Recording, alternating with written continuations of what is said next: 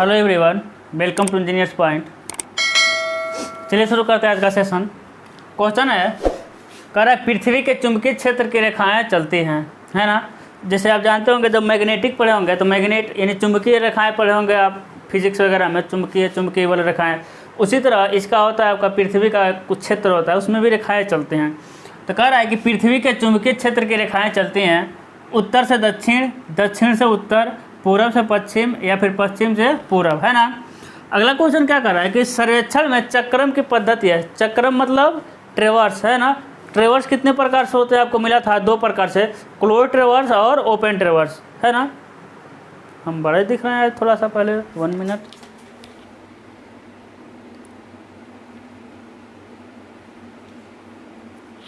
चलिए ठीक है, थोड़ा सा सेटिंग है ना, ज़्यादा बड़ा दिख रहे हैं हम। कह रहा है कि सर्वेक्षण में चक्रम की पद्धति है केवल कोणों का मापन, कोणों और दूरी का मापन, केवल दूरी का मापन और इनमें से कोई नहीं, है ना। 2 क्वेश्चन आपके सामने है, बताइए क्या होगा। पृथ्वी के चुंबकीय क्षेत्र की रेखाएं कहाँ से चलेंगी आपके उत्तर से दक्षिण। चुंबकीय बल रेखाएं कहाँ से चलती हैं आपके उत्तर से लेकर दक्षिण तक, है ना। यानी उत्तर से शुरू होगी और दक्षिण में जाकर क्या हो जाएगी आपकी, मिल जाएगी, ठीक है। अगला क्वेश्चन क्या दे रहा है कि सर्वेक्षण में चक्रम की पद्धति है यानी ट्रेवर्स। पहले इसको समझते हैं कि ये हो गया आपका अर्थ, है ना। ये हो गया आपका अर्थ, ये हो गया आपका नॉर्थ, ये क्या हो गया साउथ, ठीक है। इधर से चुंबकीय बल रेखाएं निकलेंगी और ऐसे होते हुए किधर आ गई, इधर मिट जाएगी, ठीक है। इसको बस सिंपल सा समझिए। हम कहते हैं चुंबकीय बल रेखाएं ध्रुवों पर कितने अंश का कोण बनाती है। तो आपको दिख रहा है ना, किधर से निकलना शुरू हुआ है, इधर से, है ना। इधर से निकलना शुरू हुआ है, इधर मिल गया है। हम कहते हैं कि चुंबकीय बल रेखाएं ध्रुव पर कितने अंश का कोण बनाएंगी, तो आप क्या कहेंगे कि ध्रुवों पर कितने अंश का कोण बना रही है, 90 अंश का, ठीक है। हम कहते हैं आपको चुंबकीय बल रेखाएं विषुवत रेखा पर कितने अंश का कोण बनाएगी, 0 अंश का, है ना। देखिए इसी के समानांतर गुजर रहा है पैरेलल। तो याद रखिएगा चुंबकीय बल रेखाएं उत्तर से लेकर कहाँ तक चलती है, दक्षिण तक। चुंबकीय बल रेखाएं ध्रुवों पर कितने अंश का कोण बनाती है, 90 अंश का, और पोलो और विषुवत रेखा पर कितने अंश का, 0 अंश का, है ना। इस क्वेश्चन को समझिए। कह रहा है कि सर्वेक्षण में चक्रम की पद्धति है ना। बताया था कंपास सर्वे में 2 तरह का ट्रेवर्स होता है, क्लोज ट्रेवर्स और ओपन ट्रेवर्स, है ना। क्लोज ट्रेवर्स और ओपन ट्रेवर्स। जंगल हो गया, तालाब हो गया, किसी सिटी का सर्वे करना है, ये सारे के सारे सर्वे आपको होंगे क्लोज ट्रेवर्स।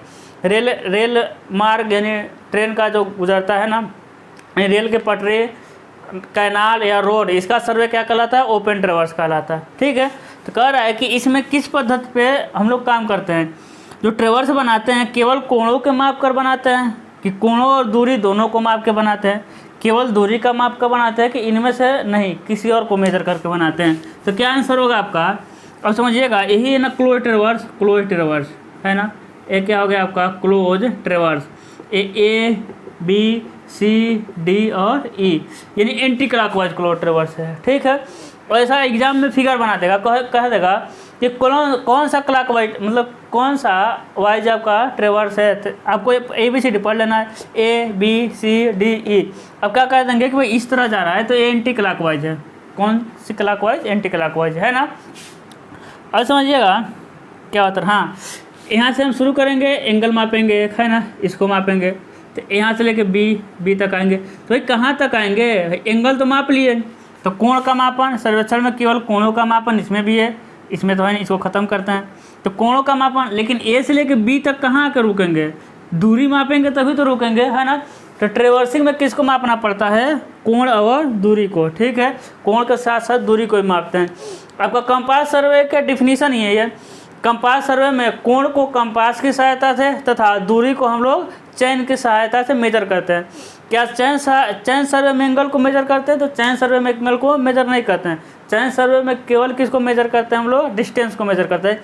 बस हमको लंबवत कोण डालने के लिए, समझिएगा, जैसे कि लंब डालने के लिए या फिर खसका के लिए 45 अंश, यानी ये सब मार्क करने के लिए हम एंगल डालते हैं, ठीक है। एंगल को हम नोट करके कोई सर्वे नहीं करते हैं। बस मान लीजिए कि ऐसा है, मुझे कोई सर्वे ऐसा है, ठीक है, तब कितने अंश पे है इसको तो मापना पड़ेगा ना। तो इसके लिए हम सर्वे में जैसे कि किसका करते हैं, ऑप्टिकल स्क्वायर, बताइए optical square, adjustment, French cross staff है ना, ओपन क्रॉस स्टाफ, इन सब का यूज़ करते हैं। लेकिन वो कोण मापने का एंगल मतलब कि इंस्ट्रूमेंट नहीं होते हैं। कोण किससे माप सकते हैं आप? हॉरिजेंटल कोण को किससे माप सकते हैं? कंपास के। जबकि वर्टिकल कोण को किससे मेजर करेंगे हम? डंपी लेवल से या फिर थियोडोलाइट से, है ना। आपके सिलेबस में यही है, थियोडोलाइट नेक्स्ट सेमेस्टर में आप पढ़ेंगे। तो वर्टिकल एंगल को किससे मेजर कर सकते हैं? जैसे समझिएगा, हॉरिजेंटल एंगल को किससे मेजर करेंगे आप? कंपास से। किससे मेजर करेंगे? कंपास से। जबकि वर्टिकल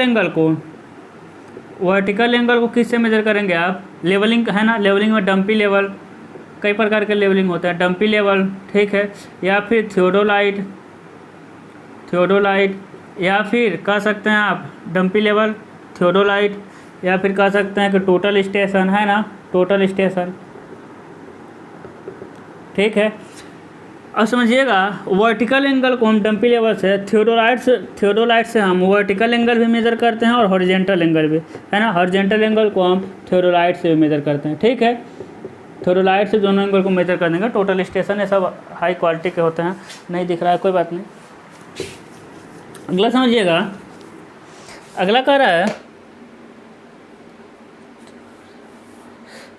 है कि किसी आकाशीय पिंड की शिरोबिंदु से, किसी आकाशीय पिंड की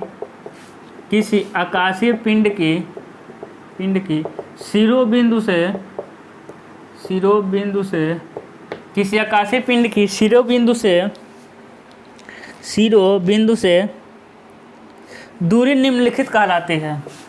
दूरी कहलाती है, हो तो जाएगा, दूरी कहलाती है ना, दूरी कहलाती है। क्या हो जाएगा आपका? ए, बी, सी और डी, है ना। ए क्या है? ये हो जाएगा को एल्टीट्यूड, ठीक है। बी क्या मिलेगा? ब्लर कर रहा है कैमरा। बी क्या मिलेगा आपका? बी मिल जाएगा शिरोबिंदु, इंग्लिश लिख देते हैं, ZENITH, डिस्टेंस, ठीक है। ए एंड बी दोनों हो जाएंगे, है ना। और हो जाएगा आपका नन ऑफ दिस। क्या हो जाएगा? None of this. ए आपका है, ये आपका अगले चैप्टर का है, हाँ, ये लेवलिंग का क्वेश्चन है, ठीक है। तो लेवलिंग हम पढ़ाएंगे तो क्लियर हो जाएगा। कह रहा है किसी आकाशीय पिंड की शिरोबिंदु से दूरी क्या कहलाती है? आकाशीय पिंड है ना, ऊपर की बात कर रहा है, तो ये सब लेवलिंग के क्वेश्चन होते हैं। क्या हो जाएगा आपका? सी, है ना, ए और बी, या तो को एल्टीट्यूड कह दीजिए या फिर जेनिथ डिस्टेंस, दोनों क्या हो जाएंगे आपके? इसका हो जाएगा हिंदी शिरोबिंदु, और इसका हिंदी मिल जाएगा आपका सह ऊंचाई। क्या मिल जाएगा? सह ऊंचाई, है ना। तो सारे के सारे हिंदी जानना नहीं जरूरी है, इसको इंग्लिश में याद करना है, ठीक है। आगे बढ़ें। अगला क्वेश्चन क्या कह रहा है? अच्छा क्वेश्चन है। सर्वेयर कंपास में ग्रेजुएटेड रिंग, समझिएगा, सर्वेयर कंपास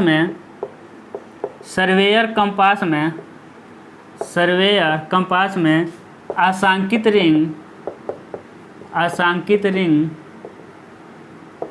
सर्वेयर कंपास में आसांकित रिंग से संलग्न रहते हैं, डैश संलग्न रहते हैं, से संलग्न रहते हैं, किससे संलग्न रहते हैं? ए, बी, सी, डी, है ना। किस हो जाएगा आपका? बॉक्स से। और क्या है आपका? नीडल स्ट्रेट वेन,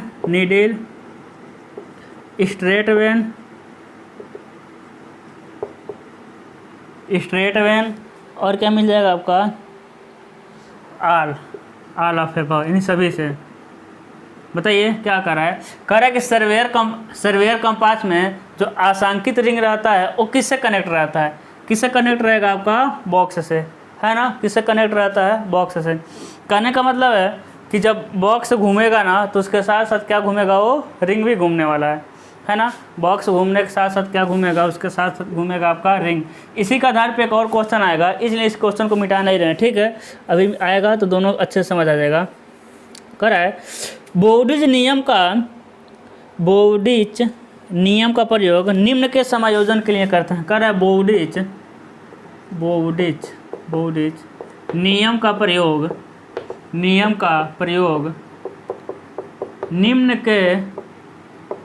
निम्न प्रयोग बोर्डिज नियम का प्रयोग निम्न के समायोजन के लिए करते हैं। निम्न के समायोजन के लिए करते हैं। बोर्डिज नियम का प्रयोग निम्न के समायोजन के लिए करते हैं। ये क्या कर रहा है आपका, खुली माला रेखा, बंद माला रेखा, स्थानीय आकर्षण, है ना। खुली माला रेखा बहुत अच्छा क्वेश्चन है, स्टार लगा लीजिएगा। बंद माला रेखा, स्थानीय आकर्षण और करा ऑल ऑफ एबव, यानी सभी त्रुटि को ख़त्म करने के लिए हम बोर्डिज का यूज करते हैं। बताइए क्या होगा, है ना। खुली माला रेखा आपको पता है किस में करते हैं, बंद माला रेखा भी आपको पता है किस में, स्थानीय आकर्षण भी पता है ना, तो इसको हम रिपीट नहीं कर रहे हैं। जैसे कि बहुत बड़ा लोहे से संबंधित कोई ऑब्जेक्ट आ जाए तो स्थानीय आकर्षण देगा। और बोर्डिज नियम समझिएगा क्या होगा, जब हम क्लोज सर्वे करते हैं ना, समझिएगा आंसर मिलेगा आपको बंद माला रेखा, है ना। जब हम क्लोज ट्रेवर्स सर्वे करते हैं, चलिए ऐसा ठीक है, तो क्लोज ट्रेवर्स क्या होता है कि जहाँ से शुरू हुआ वहीं ख़त्म हो जाए, है ना। लेकिन क्या होता है, हर जगह जब सर्वे करेंगे तो एरर तो कुछ मिलेगा ही मिलेगा, है ना। हर जगह कुछ इतना तो एकदम करेक्ट एक्यूरेसी रख नहीं पाएंगे, एरर कहीं ना कहीं मिलेगा। एरर होने की वजह से ना ये क्या होता है, ये एक जगह पे नहीं मिल पाते हैं, है ना। क्या होता है, एक जगह पे नहीं मिल पाते हैं, तो इसको एक जगह पे नहीं मिलने का मतलब है कहीं ना कहीं एरर हुआ है। तो अब कहीं एरर हुआ है, अब कहाँ हुआ है आपको तो पता नहीं कहाँ एरर हुआ है, तो उस पूरे एरर को ना सब में बांट दिया जाता है। उस पूरे एरर को क्या किया जाता है, सब में क्या किया जाता है, थोड़ा थोड़ा बांट दिया जाता है। तो इसे हम कहते हैं समायोजन, एरर को क्या किया, ख़त्म कर दिए। इसी मेथड को हम कहते हैं बोर्डिज रूल, है ना। तो बोर्डिज रूल किस मेथड में काम करेगा आपका, क्लोज ट्रेवर्स में, ठीक है। किस में काम करता है आपका, क्लोज ट्रेवर्स में, सही है। अगला क्वेश्चन क्या कर रहा है,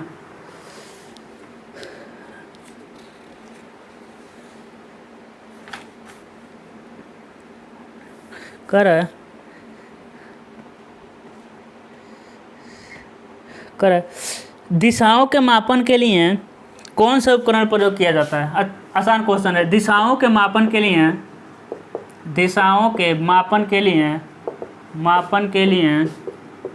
कौन सा दिखाई दे रहा है ना भाई, हाँ उतना तक तो दिखाई दे रहा है। मापन के लिए कौन सा उपकरण का प्रयोग करते हैं,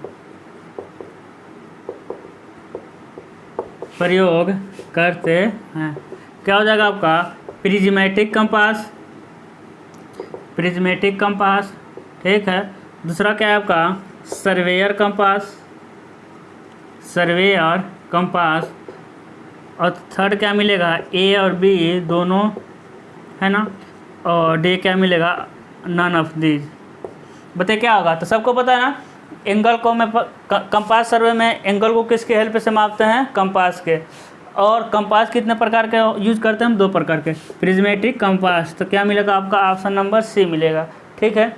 किसकी हेल्प से मापेंगे हम, ए और बी, यानी प्रिज्मेटिक कंपास के भी हेल्प से आप माप सकते हैं एंगल को, और किसके हेल्प से हम, बताइए, सर्वेयर कंपास के भी हेल्प से हम मेजर कर सकते हैं एंगल को, ठीक है। अगला कह रहा है आपका,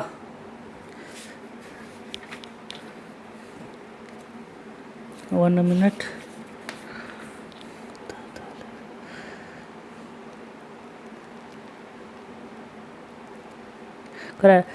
प्रिज्मेटिक कंपास में, अगला कर आपका प्रिज्मेटिक कंपास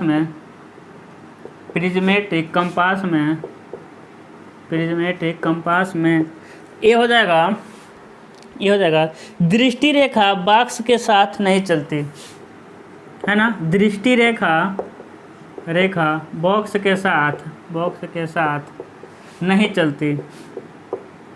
ठीक है, दृष्टि रेखा बॉक्स के साथ नहीं चलती। बी क्या हो जाएगा आपका, बॉक्स के साथ चुंबकीय सुई चलती है। क्या हो जाएगा आपका, बॉक्स के साथ चुंबकीय सुई चलती है, सुई चलती है, बॉक्स के साथ चुंबकीय सुई चलती है। सी क्या है, चुंबकीय सुई और आसांकित रिंग बॉक्स के साथ नहीं चलते। क्या आपका, चुंबकीय सुई और आसांकित रिंग बॉक्स के साथ नहीं चलते, बॉक्स के साथ नहीं चलते, बॉक्स के साथ नहीं चलती, है ना। डी क्या मिलेगा, डी कह रहा है ऑल ऑफ एबव।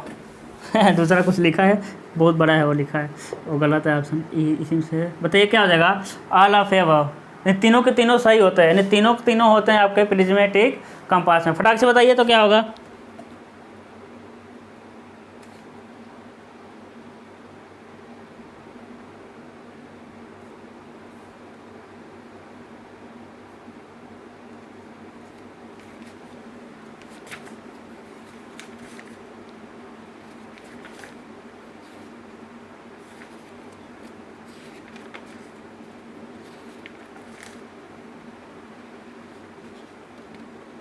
बताइए क्या होगा, तो क्या होगा बताइए, इसमें होगा आपका प्रिज्मेटिक कंपास दृष्टि रेखा बॉक्स के साथ नहीं चलती है ना, बॉक्स के साथ चुंबकीय सुई चलती है। हो जाएगा ऑप्शन नंबर सी, है ना, चुंबकीय सुई और आसांकित रिंग बॉक्स के साथ नहीं चलती। अब देखिएगा इसी दोनों एक क्वेश्चन को कंपेयर करने के लिए इसको रोके थे अभी तक। क्या है आपका, सर्वेयर कंपास में आसांकित रिंग किसके साथ जुड़ा होता है, बॉक्स के साथ। ठीक है, सर्वेयर कंपास में आसांकित रिंग किसके साथ जुड़ा होता है, बॉक्स के साथ जुड़ा होता है। आसांकित रिंग बॉक्स के साथ जुड़ने का मतलब समझिएगा, ये हो गया मान लीजिए बॉक्स, ये हो गया आसांकित रिंग। अब क्या होगा बताइए, अब बॉक्स भी घूमेगा तो रिंग भी घूमेगा, क्योंकि ये हो गया रिंग, ये हो गया बॉक्स, ये हो गया आसांकित रिंग, है ना। क्या कर रहा है, आसांकित रिंग बॉक्स से संलग्न रहता है। ठीक है, ये हो गया रिंग, मान लीजिए रिंग में ही नीडल लगा रहेगा। कहने का मतलब देखिएगा, ये हो गया नीडल किसका, सर्वेयर कंपास का, और ये हो गया बॉक्स। देखिए इस तरह एक बॉक्स कर रहे हैं आसांकित रिंग। देखिए एक किसका है आपका, स्पीड लिखा रहेगा 1 2 3 4 5 जितना भी एंगल हो, है ना, एंगल लिख दिए। एक क्या है आपका, ये चुंबकीय सुई है, एक क्या हो गया, चुंबकीय सुई। ठीक है, तो आसांकित रिंग और सुई एक ही साथ जुड़े रहेंगे, वो मान लीजिए यही है आसांकित रिंग और सुई। नीचे क्या हो गया, बॉक्स। अब जैसे बॉक्स जाएगा ना, ये घूमेगा, लेकिन इसमें क्या रहता है, चुंबकीय सुई और आसांकित रिंग बॉक्स के साथ नहीं रहता है। कहने का मतलब है इसमें क्या रहता है ना, इस वाले में प्रिज्मेटिक कंपास में सिंपल सा एक बन जाएगा क्या, आसांकित रिंग, वो ना आसांकित रिंग बन जाएगा। ठीक है, और इसके ऊपर क्या हो जाएगा, इसके ऊपर मिल जाएगा आपका चुंबकीय सुई। ठीक है, तो चुंबकीय सुई अपने जगह रहता है। ठीक है, चुंबकीय सुई अपने जगह, और बॉक्स क्या है, कैसे हम समझाएं, बॉक्स क्या है कि बॉक्स चलता है, जबकि चुंबकीय सुई क्या रहता है, कांस्टेंट। प्रिज्मेटिक कंपास में चुंबकीय सुई क्या रहता है, कांस्टेंट रहता है। कांस्टेंट मतलब ये हमेशा उत्तर दक्षिण दिशा में रहेगा, और बॉक्स घूमेगा। बॉक्स घूमने से एंगल मेजर कर लेंगे, है कि नहीं, कितना बॉक्स घूम रहा है। लेकिन इसमें क्या होता है, बॉक्स भी घूमता है और सुई भी घूमता है। ठीक है, वो अगला पूछेगा प्रिज्मेटिक, अरे नहीं दिखा क्या है, प्रिज्मेटिक कंपास और सर्वेयर कंपास में हम ये तो और तो सारी चीज़ें हम बता चुके हैं ना, कि प्रिज्मेटिक कंपास से होल सर्किल बीयरिंग भी मेजर करते हैं, और सर्वेयर कंपास से रेडियस बीयरिंग मेजर करते हैं। ये तो सारी चीज़ें बता सकते हैं। एक चीज़ और याद रखिएगा, प्रिज्मेटिक कंपास को ना हम हाथ में लेकर जनरली यूज़ कर सकते हैं। एक क्वेश्चन आते हैं कि किस सर्वे को हम हाथ में लेकर यूज़ कर सकते हैं, तो प्रिज्मेटिक कंपास को हम हाथ में लेकर यूज़ कर सकते हैं। ठीक है, जनरली मतलब करते नहीं है, लेकिन कर सकते हैं प्रिज्मेटिक कंपास को हम हाथ में लेकर, है ना। एक क्वेश्चन आप कमेंट करिएगा, प्रिज्मेटिक कंपास और सर्वेयर कंपास में किसकी जो सुई होती है चौड़ी होती है। सुई मतलब जो नीडल होती है, एक होती है इस तरह का चौड़ी नीडल, और एक होती है इस तरह, इन किनारे पर क्या मिल जाएगा आपको, नुकीला। ठीक है, तब बताइएगा प्रिज्मेटिक कंपास और सर्वेयर कंपास में किसकी चौड़ी होती है और किसकी नुकीली होती है। ठीक है, इसका आंसर मतलब कमेंट करिएगा अच्छे से। अगला क्वेश्चन क्या कह रहा है, 45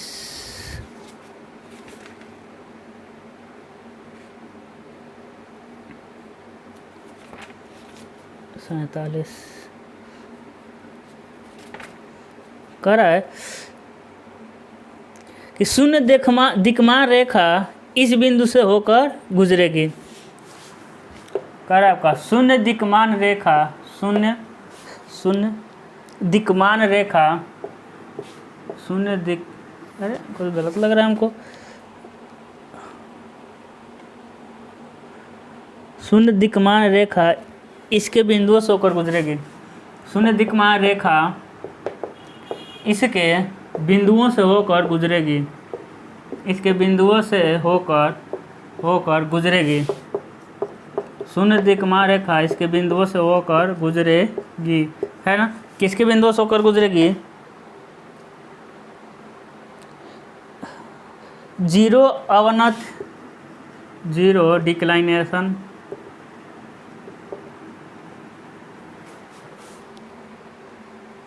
है ना। कर आपका मिनिमम डिक्लाइनेशन, मैक्सिमम डिक्लाइनेशन और कर रहा है सेम डिक्लाइनेशन। देखिए ए दिक्मान नहीं होगा, दिक्पात होगा। ठीक है, शून्य दिक्पाती रेखा इसके बिंदुओं से होकर गुजरेगी। बताइए जहाँ का डिक्लाइनेशन चुन के क्या हो जाएगा, जीरो, है ना। क्वेश्चन में लिखा है शून्य दिक्पाती रेखा, यानी सभी जहाँ का बिंदुओं का दिक्पात क्या रहेगा, जीरो रहेगा। सबको मिला देंगे तो क्या कहेंगे, शून्य दिक्पाती रेखा, है ना। क्या हो जाएगा आपका शून्य दिक्पाती रेखा, नाम में लग रहा है। एक होता है आपका सम दिक्पाती रेखा, तो सम क्या हो जाएगा भाई, जहाँ के आपके समान रहेंगे, जीरो नहीं, जहाँ के क्या मिलेंगे आपके समान मिलेंगे, उसे कहेंगे सम दिक्पाती रेखा। ठीक है, अगला क्वेश्चन कह रहा है 1 मिनट, हाँ, कह रहा है गंटर जरीब को और किस नाम से जाना जाता है। बताइए तो गंटर जरीब को और किस नाम से जाते हैं, और किस नाम से जाना जाता है, गंटर जरीब को और किस नाम से जाना जाता है। बताइए फटाक से। इंजीनियरिंग चैन, इंजीनियरिंग जरीब, है ना। बी क्या मिलेगा आपको, सर्वेयर चैन,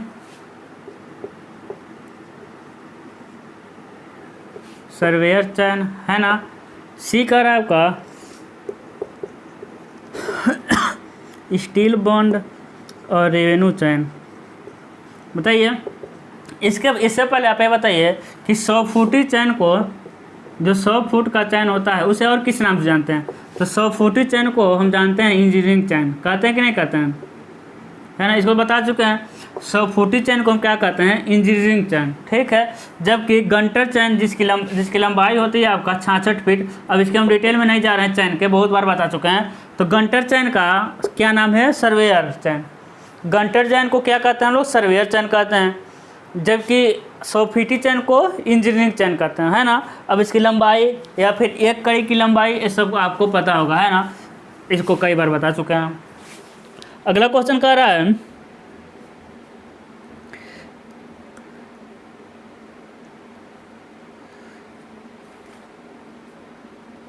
कह रहा है 100 कड़ी की लंबाई वाली प्रत्येक चैन का, क्वेश्चन क्या है आपका, 100 कड़ी की लंबाई वाले प्रत्येक चैन का, प्रत्येक जरीब का, 100 कड़ी की लंबाई वाले प्रत्येक जरीब का, 100 कड़ी की लंबाई वाले प्रत्येक जरीब का अल्फा रेडियन झुकाव के लिए संशोधन होगा। अल्फा रेडियन झुकाव के लिए संशोधन होगा। बताइए तो होगा आपका A, B, C और D। ये क्या हो जाएगा, 100 अल्फा स्क्वायर, बहुत अच्छा क्वेश्चन है। उसके बाद हो जाएगा 100 अल्फ़ा 100 अल्फ़ा क्यूब, ठीक है। 100 1 माइनस अल्फ़ा, क्या हो जाएगा आपका 1 माइनस अल्फ़ा। तो क्या होगा बताइए। इससे पहले समझिएगा, जो करेक्शन होता है यानी संशोधन, वो किसके विपरीत होता है आपका, किसके विपरीत मिलेगा, एरर के, है ना। यदि error positive correction negative, error positive correction negative, है ना, एरर नेगेटिव करेक्शन पॉजिटिव, है ना। तो ये आपस में क्या रहेंगे, उल्टा। पहले क्या मिलेगा आपको, पहले एरर मिलेगा, उसका क्या हम करेंगे, करेक्शन करेंगे, है ना। एरर का हम करेक्शन करते हैं। तो जो सैग में एरर होगा, एक करेक्शन हमेशा क्या होता है, नेगेटिव होता है। सैगिंग के कारण एरर क्या होगा, नेगेटिव होगा, है ना। उसका करेक्शन क्या होता है, ऑलवेज नेगेटिव होता है। और क्या होता है आपका, टेम्परेचर के कारण जो करेक्शन होगा एरर, ठीक है, उसका करेक्शन कभी पॉजिटिव कभी नेगेटिव, है ना। उसके कारण टेंशन यानी कभी खींच देंगे कभी नहीं खींचेंगे, तो उसके भी कारण करेक्शन कभी पॉजिटिव कभी नेगेटिव, ठीक है। उसके बाद सैग हो गया हमेशा नेगेटिव। इनकरेक्ट रेंजिंग, है ना, रेंजिंग में गड़बड़ी करेंगे तो हमेशा क्या होगा, हमेशा निगेटिव करेक्शन मिलेगा। कह रहा है कि अल्फा कड़ी की लंबाई वाले प्रत्येक जरीब का 100 कड़ी की लंबाई वाले प्रत्येक जरीब का अल्फा रेडियन झुकाव के लिए संशोधन होगा। तो कितना होता है संशोधन, 100 अल्फा। कितना संशोधन होगा, ये यहाँ रटने वाला क्वेश्चन है, 100 अल्फा का संशोधन होगा यदि कड़ी की संख्या कितनी है, 100। आपके लिए क्वेश्चन है कि कड़ी की संख्या 100 किस में होती है, कड़ियों की संख्या किस किस चैन में कड़ियों की संख्या 100 होती है। तो आप कहेंगे सर 100 फीटी चैन में, है ना, 100 फुट वाले चैन में, जिसे हम इंजीनियरिंग चैन कहते हैं, ठीक है। उसके बाद कहेंगे गंटर चैन, जिसे हम क्या कहते हैं, सर्वेयर चैन कहते हैं, अभी हम जस्ट पढ़े हैं, है ना। उसके बाद कहेंगे सर 20 मीटर वाला जो चैन होता है ना, 20 मीटर वाला चैन, उसमें भी कड़ियों की संख्या कितनी होती है, 100 होती है। उसमें भी कड़ियों की संख्या कितनी होती है, 100। तो कह रहा है कि 100 कड़ी की लंबाई वाले प्रत्येक जरीब का अल्फा रेडियन झुकाव के लिए संशोधन होगा, है ना। अल्फा रेडियन की झुकाव यानी कोई भी मेजर करेंगे, मान लीजिए कोई आपका साइट है इस तरह, है ना, तो कितना 3 अंश का झुकाव हो गया। तो करेक्शन कितना होगा, 100 गुणे 3, है ना। अल्फा मतलब ये नहीं हुआ, जिसको याद रखिएगा, ठीक है। आगे बढ़ें, बताइए 30 मीटर वाले में कितना कड़ी रहते हैं। 30 मीटर वाले चैन में कड़ियों की संख्या कितनी मिलेगी, तो 30 मीटर वाले चैन में कड़ियों की संख्या आपका मिल जाएगा 150। कितना मिलेगा, 150, ठीक है ना। कह रहा है एक सर्वेक्षण में आधार रेखा पर लागू प्रवणता संशोधन होगा। कह रहा है कि एक सर्वेक्षण में आधार रेखा पर एक सर्वेक्षण में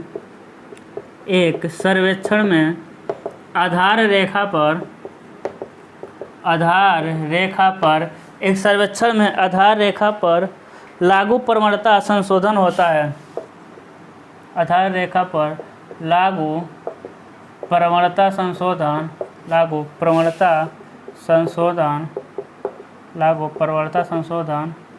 होता है, ठीक है।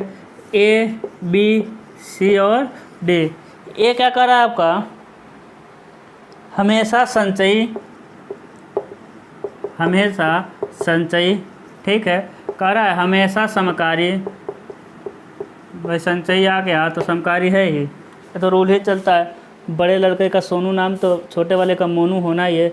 कुछ समय संचयी और कुछ समय प्रतिकारी। कह रहा है आपका कुछ समय संचयी और कुछ समय प्रतिकारी, है ना। कुछ समय क्या आ जाएगा, प्रतिकारी। डे क्या हो जाएगा आपका, नन ऑफ दिस, इनमें से कोई नहीं, है ना।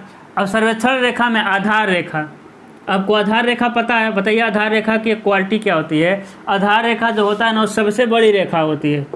आधार रेखा क्या होती है, सबसे बड़ी रेखा होती है, सही है। आधार रेखा कोई न कोई मुख्य सर्वे रेखा होगा, बताए थे ना। आधार रेखा कोई न कोई क्या होगा, आपका मुख्य सर्वे रेखा होगा। मुख्य सर्वे रेखा हमेशा क्या रहे, मतलब मेन स्टेशन को जोड़ने वाली रेखा मेन सर्वे रेखा कहलाता है। और होता है आधार रेखा को मापते किससे हैं, किस चैन से मापते हैं, तो हमेशा आधार रेखा को मापेंगे इनवार चैन से। क्या होगा आपका, इनवार चैन है ना, सॉरी इनवार टेप होता है। इनवार टेप जो सबसे क्या होता है, शुद्ध होता है कि नहीं होता है। इनवार टेप क्या होता है, सबसे एक्यूरेट मेजर करता है। ये बहुत ही सेंसिटिव होता है, ज़्यादा तेज खींच देंगे ना तो ये क्या हो जाएगा, खींच जाएगा। तो इतने क्वालिटी है किसके, आधार रेखा के। सबसे लंबी रेखा होगा, मुख्य कोई ना कोई मेन सर्वे रेखा ही होगा, और इनवार टेप से इसको मेजर करते हैं। ये लगभग ना एरिया के बीचों बीच से होकर गुजरता है, ठीक है। और कुछ कह रहा है, आधार रेखा के साथ साथ आता है टाई स्टेशन और टाई लाइन, जिसका यूज हम सर्वेक्षण में छोटे मोटे जानकारियों को प्राप्त करने के लिए करते हैं। किसका, टाई लाइन या फिर टाई स्टेशन का, है ना।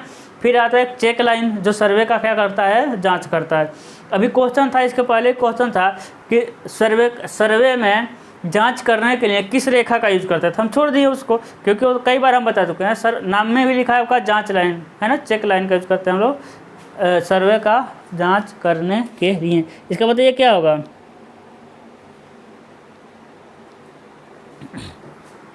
तो क्या होगा, एक सर्वेक्षण में आधार रेखा पर लागू प्रवणता संशोधन क्या होता है, संचयी होगा। क्या होगा भाई, ढाल है तो हर जगह है ना, ढाल है तो क्या होगा कि जितने ढाल होता जाएगा उतना एरर क्या होता जाएगा, बढ़ता जाएगा। तो क्या होगा आपका ढाल। अब समझिएगा, हम कह दें जो चैन है ना वो छोटा है। चैन क्या है, मानक चैन से हम तुलना कर रहे हैं। मानक चैन से क्या है, चैन छोटा है, तो त्रुटि कौन सा होगा, संचयी होगा कि समकारी होगा।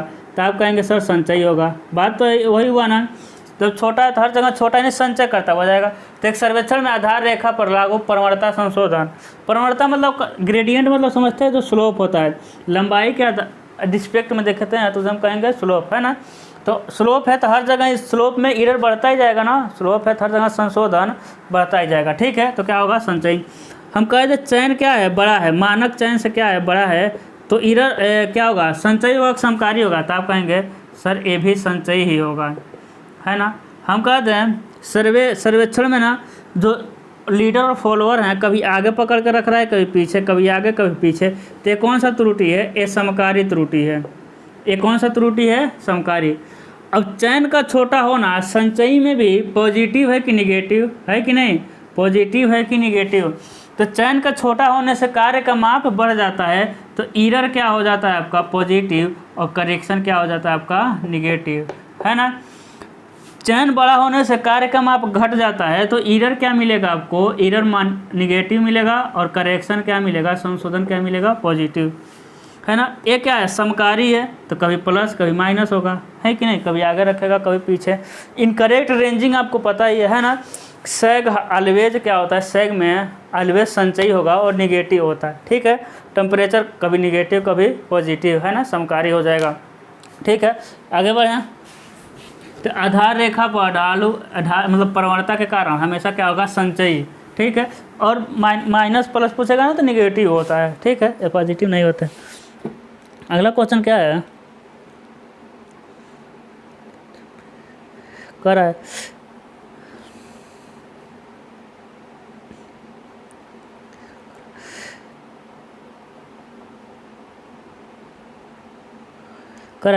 चैन सर्वे में फील्ड वर्क सीमित होता है।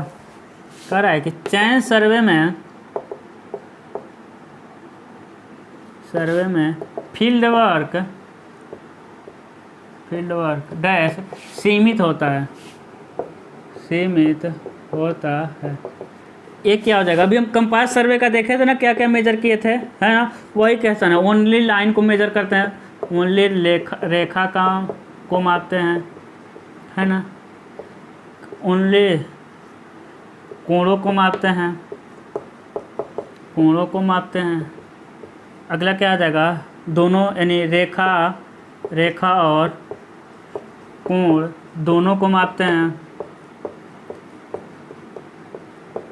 है ना। से क्या हो जाएगा, इनमें से कोई नहीं, बताइए क्या होगा। जो सर्वे होता है चैन सर्वे, उसमें क्या होता है। तो अगला क्वेश्चन देखें हम 26, बताइए।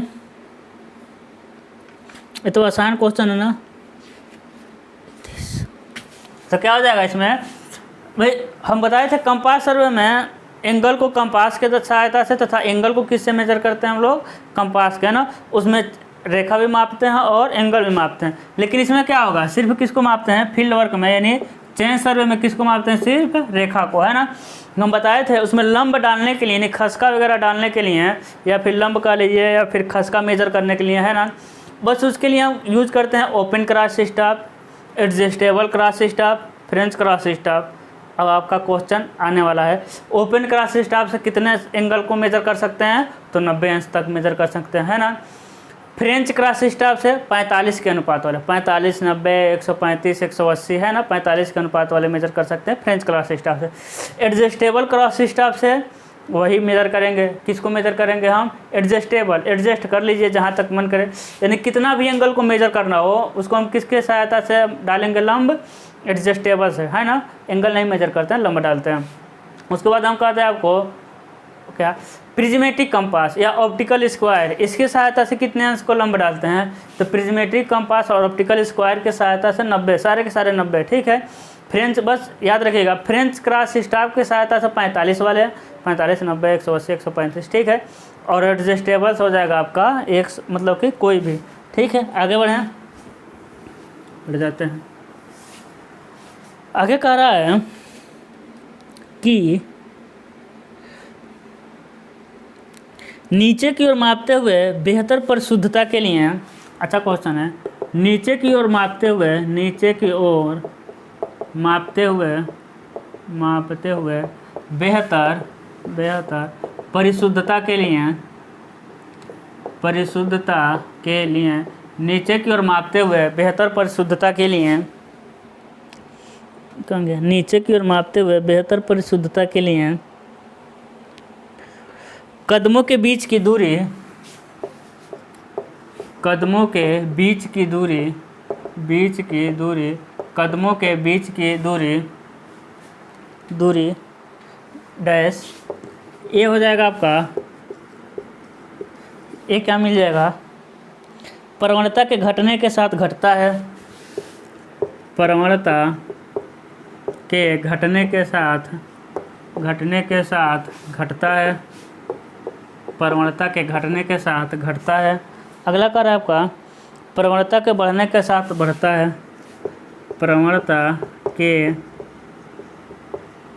बढ़ने के साथ बढ़ता है, ठीक है। अगला क्या कह रहा है, प्रवणता के बढ़ने के साथ घटता है, के बढ़ने के साथ घटता है, ठीक है। डी क्या कह रहा है,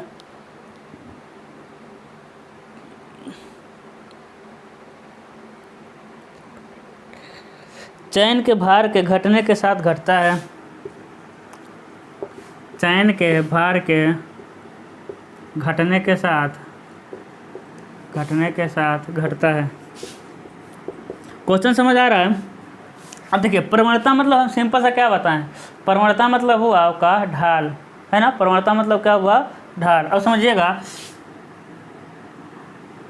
है ना, ऑप्शन हम इसका बता दे रहे हैं, उसके बाद बता रहे हैं क्या होगा, प्रवणता के बढ़ने के साथ क्या होता है, घटता है। कह रहा है ना, नीचे की ओर मापते हुए बेहतर परिशुद्धता के लिए कदमों के बीच की दूरी क्या होती है ना, इधर थोड़ा सा स्पेस हम बता दे रहे हैं। प्रवणता के बढ़ने के साथ क्या होती है, घटता है। कहने का मतलब है, समझिएगा, एक क्या हो गया, ये ढाल हो गया, है ना, एक क्या हो गया, ढाल हो गया। अब कह रहा है कि ये ढाल का मान बढ़ेगा, प्रवणता का बढ़ने का मतलब क्या हुआ, ढाल का मान बढ़ेगा। तो ये ढाल मान लीजिए ऐसे न हो गया, ऐसे हो गया, प्रवणता क्या हो गई, बढ़ गई ढाल की। अब ढाल का बढ़ेगा तो देखिए, मान लीजिए आपका एक कदम यहाँ था, एक कदम यहाँ, एक कदम यहाँ, एक कदम, लेकिन जैसे प्रवणता बढ़ा ना, तब क्या हो गया, कदमों के बीच की दूरी, देखिए एक यहाँ होना चाहिए, एक यहाँ, एक यहाँ, लेकिन ढाल बढ़ने से क्या होता है, कदमों के बीच की दूरी हम कम रख देते हैं। कहाँ रख देते हैं, कम रख देते हैं, है ना। पहले जो इतना डाल रहे थे वो ढाल बढ़ गया तो थोड़ा सा डालेंगे, है ना, क्योंकि हम कदम से माप रहे हैं ना, लिखा है इसमें कदमों के बीच की दूरी, है ना। पहले हम कहाँ मेजर करते हैं, देखिए एक यहाँ, एक यहाँ, एक यहाँ, एक कदम है आपका, है ना, एक आपका कदम, अब यदि ढाल बढ़ गया तो क्या करेंगे, नज़दीक नज़दीक, है ना, कदमों के बीच की दूरी क्या कर दी हम, घटा दिए। और ढाल कम हो गया तो और बड़ा बड़ा बन, है ना। तो प्रवणता बढ़ने के साथ क्या घटता है, घटता है, क्या घटता है, कदमों के बीच की दूरी, है ना। वैसे आपको समझ आना चाहिए, जब ढाल बढ़ेगा तो ज़्यादा नहीं माप पाएंगे, है ना, फिसल के गिर जाएंगे गड्ढे में। अगला क्वेश्चन है कि थीटा अंश ढाल के साथ प्रत्येक 30 मीटर चयन में, थीटा अंश ढाल के साथ प्रत्येक 30 मीटर चयन में, थीटा अंश ढाल के साथ प्रत्येक 30 मीटर चयन में संशोधन किया जाता है, डैश संशोधन किया जाता है, संशोधन किया जाता है ना। एक क्वेश्चन है ए बी सी और डी, क्या हो जाएगा आपका 30 sec theta minus 1 metre, 30 sec theta minus 1, है ना। और क्या आ जाएगा 30 साइन थीटा माइनस 1, 30 काश थीटा माइनस 1, ठीक है, 30 साइन थीटा माइनस 1, 30 क्या लिख दें, टेन थीटा माइनस 1, फर्जी है, ठीक है। तो क्या हो जाएगा, इसमें मिलेगा option A 30 sec theta minus 1। अब इसको क्या करना पड़ेगा, अब सिंपल सा है, इसका थियरी क्लास है ना, अंदर डाले हुए हैं। जैसे आप लोग बताइए, पिछले वाले क्लास में हम कहे थे क्लास देखने के लिए, देखे कि नहीं, तीन कमेंट बॉक्स में ना आपको 3 वीडियो है, एक वीडियो हमको लग रहा है 10 ही मिनट का है ना, उस तीनों क्लास को देख लिए होंगे तो आपका क्लियर हो गया होगा कंसेप्ट, पूरे कंपास सर्वे से रिलेटेड जितने क्वेश्चन है, ठीक है। तो ये सब थियरी के क्वेश्चन है, तो इसको हम लोग सिद्ध करके लाते हैं ना, 30 सेक थीटा माइनस 1 इतना होता है, तो इसको रटना पड़ेगा यहाँ के लिए। अगर इसको अच्छे समझना चाहते हैं तो आप चले जाइए और देख लीजिएगा थियरी वाला सेक्शन, ठीक है। आगे बढ़ जाते हैं। कह रहा है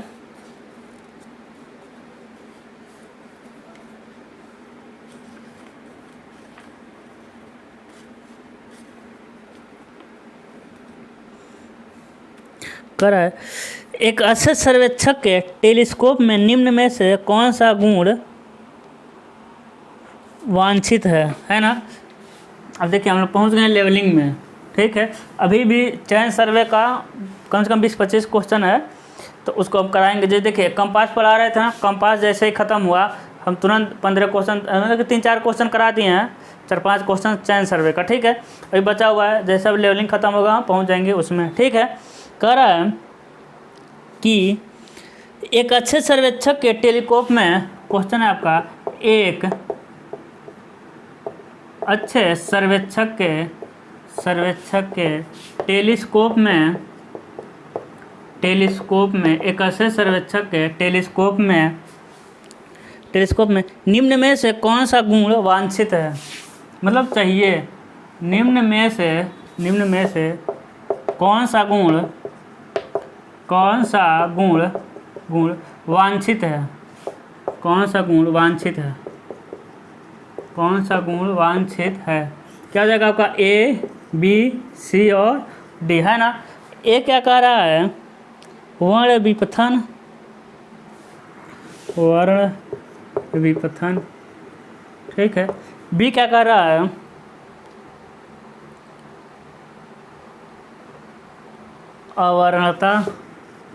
अवर्णता, ठीक है। सी क्या कह रहा है, अति उच्च आवर्धन,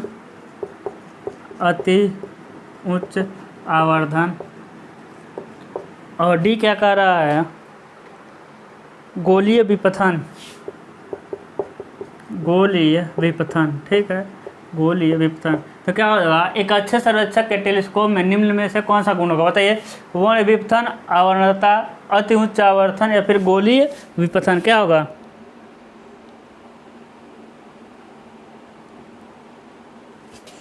इसका आंसर मिल जाएगा ऑप्शन नंबर बी, है ना, क्या मिलेगा, अवर्णता, ठीक है।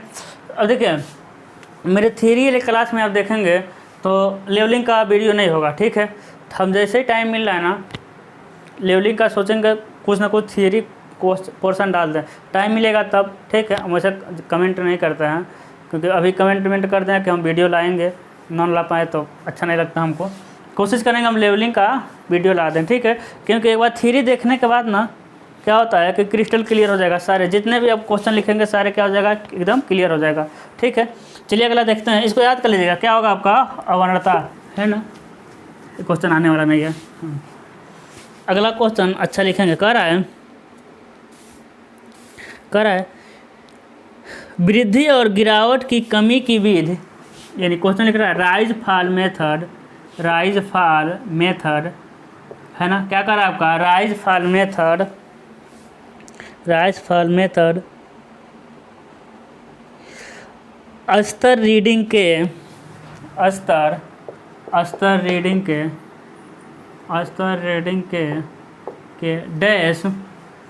डैश पर अंकीय नियंत्रण को प्रदान करते हैं, पर अंकीय नियंत्रण को प्रदान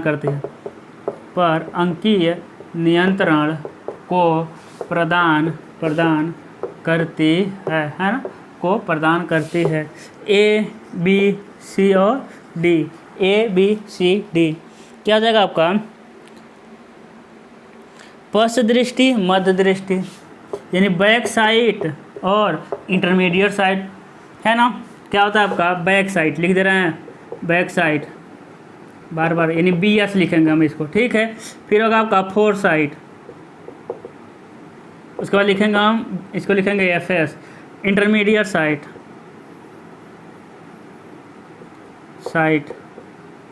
यानी इसको लिखेंगे हम IS, ठीक है। बैक साइड को BS, फोर साइड को FS और इंटरमीडिएट साइड को IS। अब बैक साइड का हिंदी होता है आपका पश्च दृष्टि, क्या होगा आपका पश्च दृष्टि, फोर साइड का अग्र दृष्टि, है ना भाई, पश्च हो गया अग्र हो गया, तो ये होगा आपका मस्त नहीं जी, क्या हो जाएगा आपका मध्य दृष्टि, ठीक है ना। Back side, intermediate side. अगला कह रहा है आपका four side and back side, ठीक है ना। बैक साइड कह रहा है बैक साइड एंड, अगला हो जाएगा आपका four side, back side and intermediate side, है ना। अगला हो जाएगा नन ऑफ, अगला सिर्फ हो जाएगा इंटरमीडिएट साइड और फोर साइड, है ना, इंटरमीडिएट साइड और फोर साइड। बताइए किस पर कंट्रोल करता है, तो हो जाएगा ऑप्शन नंबर C, है ना। अब समझिएगा क्या हो जाएगा आपका ऑप्शन नंबर C हो जाएगा, है ना। अब समझिएगा जब हम लेवलिंग करते हैं, है ना, क्या करते हैं लेवलिंग, तो हम न्यूमेरिकल लगाते हैं, तो लेवलिंग यानी आरएल ज्ञात करते हैं आरएल।